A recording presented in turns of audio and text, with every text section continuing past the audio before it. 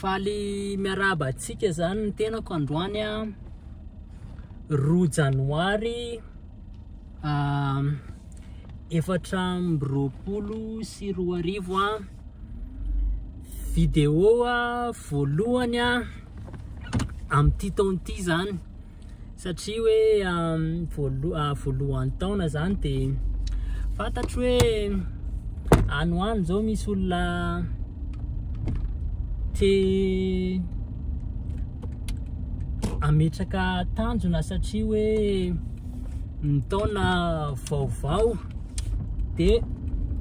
zay ny antony anaovako an'le vidéo zany satria betsaka amintsika zao ny hoe ametraka tanjona de hoe inona ny ohatrany hoe te hitendry gitara, te hihira, te piano de neto zany de ifantohako ny teny anglisy hoe raha tena te an'io teny anglisy io marina ianao de tsy maintsy manana ny reto zavatra ireto ianao zany no teneniko eto. De isintona ny saitsika vetivety am'le satria ty vidéo ty zany ohatran'ny karazana développement personnel kely de ny tena moa zany mipetraka aty amin'ny firenena izay hoe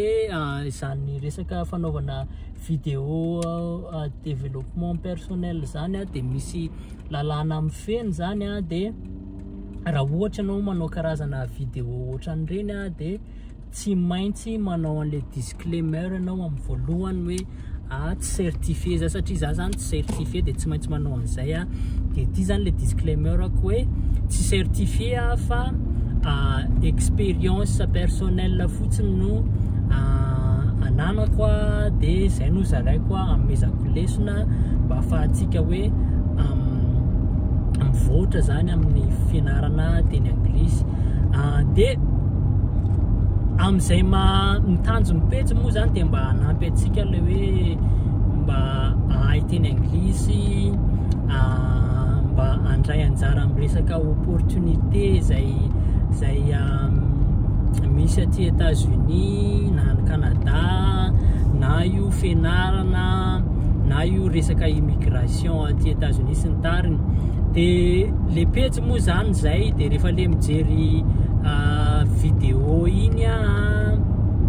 de mahita vidéo be da be hoe ao anatin'ny 3 volana de ho voafehanao ny teny anglisy fa andao hianatra atao aminay sy ny tariny de zay le débat be da be petraka indrindra ho an'ny fampianarana teny anglisy hoe maîtriser moa zany ny vocabulaire ampiasain'jareo hoe ho maîtrisenao io teny anglisy io ao anatin'ny 3 volana de za eto de sintona ny saitsika hoe ho an'ny olona zay hoe nandalina sy ho an'ny olona anankiray zay hoe nianatra tany amin'ny université mihitsy amina resaka fampianarana teny de tsy ho voaresinao lahatra mihitsy ny pédagogue satria resaka pédagogie le izy hoe fampianarana teny anglisy ohatran'izany tsy ho voaresinao lahatra mihitsy ny pédagogue satria nahoana hoe tsy ho voaresinao lahatra zany izy hoe 3 volana de avitana olona anankiray i-maîtriser teny anglisy satria nahoana efa nyteneniko foana moa zay hoe misy learning curve ny fianarana teny anankiray zany hoe raha mbola tsy hainy am'le learning curve 5 ianao zay nataon'ny mpampianatra hoe vétéran am'ilay am'ilay fianarana an'le teny de tsy mbola vitanao mihitsy ny fe an'io teny io satria na vétéran ary mbola tsy mahafehy an'ilay teny de 3 volana zany mbola any amin'ny learning curve farafambony 3 de zay no tenenako hoe 3 volana zany tsy hahafehy ny teny anglisy ianao fa ny teneniko hoe eto zany de hoe mahita fivoarana be ianao amin'izany 3 volana zany raha ohatra ka hoe manao an'ireto zavatra reto satria mila zavatra maromaro atao le izy vao contribuer amin'izay fahombiazanao zay zany le izy de ny voalohany mila manao répétition ianao isan'andro zay zany ny voalohany inona le répétition io zany tantaraiko zavatra kely nareo hoe ny hitantara zavatra zany de anome phénomène izay ahafahana manampy antsika mba hay ny titiny anglisy ity zany le tantara de hoe tamin'ny nisy fotoana ny mpiazakazaka amin'ny bisikileta ny ekipa mpiazakazaka amin'ny bisikileta ny Grande-Bretagne tsy nety nandresy mihitsy tsy nahomby mihitsy zareo ary tsy nety nandresy satria le boky nivaikiko moa zany tsy niteny tsy nanazava hoe inona ny antony nampahatonga an'zareo tsy nety nandresy fa le lesona zay nomeny no ameko atsika hoe nanova stratégie ny mpanazatra de zavatra nataon'zareo de hoe zavatra kely pourcentage na zavatra kely isan'andro nataon'zareo zany hoe nanao répétition zany ohatrany hoe 5% an'ny exercice tsika androany de pédaline fotsiny ohatrany de nanao an'izay isan'andro zany zay zareo de zay zany ny voalohany hoe mila manao répétition isan'andro zany ianao mba ahafahana ohatran'le mitendry gitara ohatran'le mitendry piano sy ny tariny mila manao répétition isan'andro zany ianao mba ahafahanao mahita fivoarana zay ny voalohany faharoa misy phénomène anankiray tiako lazaina amintsika hoe ireny pilote reny alohan'ny andehanana amina destination anankiray de manao an'le antsoina hoe flight planning zareo de iny flight planning iny manampy an'zareo ho tonga ny amin'ny destination zay tiany atongavana zany de raha vao tsy manaraka an'izay flight planning an'izay zareo ame exemple kely ohatrany hoe raha miainga aty amin'ny West Coast any États-Unis zao zareo akany amin'ny East Coast de mila manaraka exact an'ilay flight planning an'zareo satria le tany mihodina de raha vao tsy manaraka ny exact an'le flight planning zareo de very mety tonga any amin'ny raha ohatra hoe midévier millimètre kely fotsiny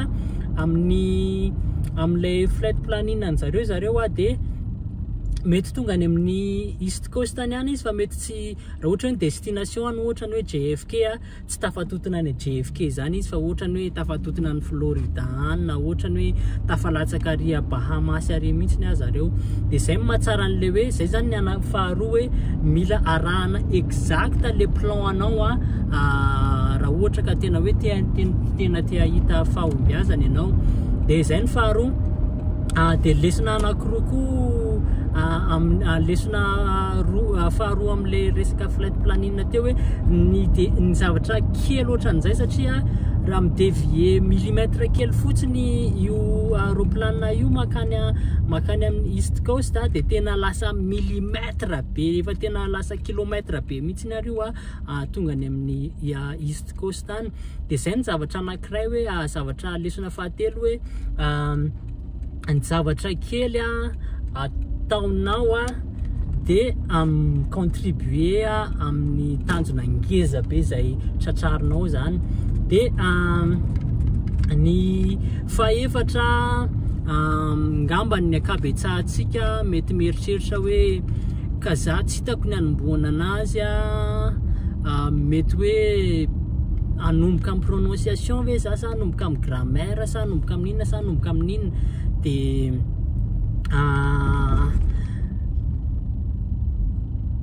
tsy haiko ny akabetsahantsika raha efa lalao puzzle hoe io ilay sary de reo le puzzle be da be de atamboary reo puzzle reo mba azo an'ity sary ty de ohatr'izay le fanasasarana tanjona anankiray hoe mila maka puzzle satria tsy fantatrao hoe izy am'ireo puzzle reo no alaina voalohany fa tsy maintsy maka anankiray parazara fotsiny zany ianao de rehefa mavoangina maromaro ianao de eo am'izay ianao vao mahita hoe tisy am'izay zany ka manome système anankiray le izy de rehefa mahazo an'le système anankiray ianao de lasa afaka midéterminer am'izay ianao hoe kay rehefa azoko zany ty de itsy am'izay zany tsy maintsy hoe ty zany ny alaiko de ohatran'izay le fianarana teny anglisy hoe rehefa nanomboka tamin'ny zavatra anankiray ianao de iny zavatra anankiray iny manampy anao anosika anao anao zavatra anankiray hafa de ohatran'ny anahy zao tantaraiko am'izay zany hoe ohatrany ahoana ny zavatra nataoko inona ny répétition nataoko de inona ny plan exact moa zany le zavatra ho tantaraiko eto fa le répétition sy le hoe puzzle inona sy ny tariny de inona ny nataoko sy ohatran'izay de zay no ho tantaraiko am'ty exempleako ty am'ty traikefa nananako ty zany hoe za tamin'ny mbola kely 14 taona no nanomboka nianatra an'io teny anglisy io zany de ny zavatra nataoko voalohany indrindrany tena hoe niamase an'ilay information teny anglisy rehetrarehetra mihitsy zany tao anatin'io saiko io satria zay le mahatsara an'le hoe mila misaoty am'le learning curve satria atsofoka ao an-tsainao daholo natsofoka tao an-tsaiko tao daholo zany ny resaka anglisy rehetrarehetra maraina alohan'ny andehanana hianatra tamin'izany de manao raharaha de alefako ny BBC satria ny BBC tsy andoavana vola radio sy ohatran'izany tsy andoavana vola de nalefako ny BBC tamin'izany de tsy voatery hoe azoko daholo tsy nisy azoko mihitsy moa zany na ny ray aman-dreny ary moa ny teny hoe mba misy azo ny laby ty ny zavatra lazaina de zay mahatsara an'le hoe mila miamase information fotsiny atsofoka ao anaty saina mba ahafahan'le izy miverina rehefa tena hoe ilaina le izy de zay zany voalohany répétition nataoko isan'andro zany de hoe mihaino BBC de ny faharoa nataoko koa hoe